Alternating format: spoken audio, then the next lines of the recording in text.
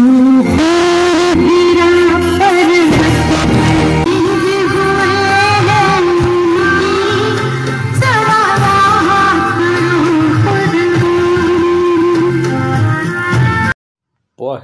ठारे पाकिस्तानी आतंकवादी बर्बरचित हत्याकांड पर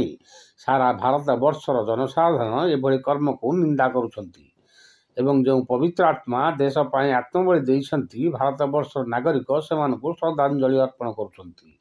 जगतसिंहपुर जिला तिर्तोल ब्लॉक बोधई ग्राम पंचायत नुआपोखरी बजार छाती मुख्य उद्योक्ता अवसरप्राप्त शिक्षक नारायण चंद्र दास, पूर्वतन सरपंच पूर्णचंद्र स्वाई, वर्तमान सरपंच प्रतिनिधि अभिराम आचार्य, समाजसेवी नृसिंहचरण नायक, पदन विश्वाल, समरेन्द्र सामल, दीनबंधु महांती प्रमुख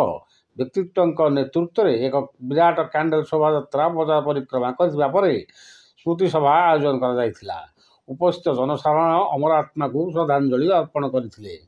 मन पूर्णतः पूर्वतन सरपंच बोधई ग्राम पंचायत सारी 2025 पुलवामा जपरी पाकिस्तान सन्तासवादी मान द्वारा जपरी भाव में आक्रमण करागला निरीह लोक मान हत्या करागला तार प्रतिवाद स्वरूप आम भारत सरकार प्रति आम दृढ़ समर्थन ज्ञापन करूँ एवं से दिनटा आम समस्त अंचल सब लोक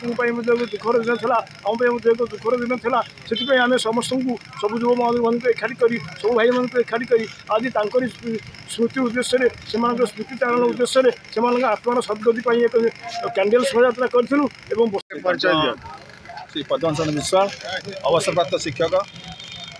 आज आम आमर जो मैंने आम देशपाई शहीद हो गले से आम आज कैंडल शोभा कर आज आत्मार सद्गति निर प्रार्थना कलु और बजार समस्ते बोली आज पुष्पार्घ्य अर्पण कर लोक को मारे तार प्रतिवाद बोधई पंचायत सचेतन नागरिक मान जो मैंने देशभक्त राष्ट्रचित्त जो मैंने एक छोट प्रयास कर आत्मार सद्गति तेणु भारत वर्षर कोण अनुकोण समस्ते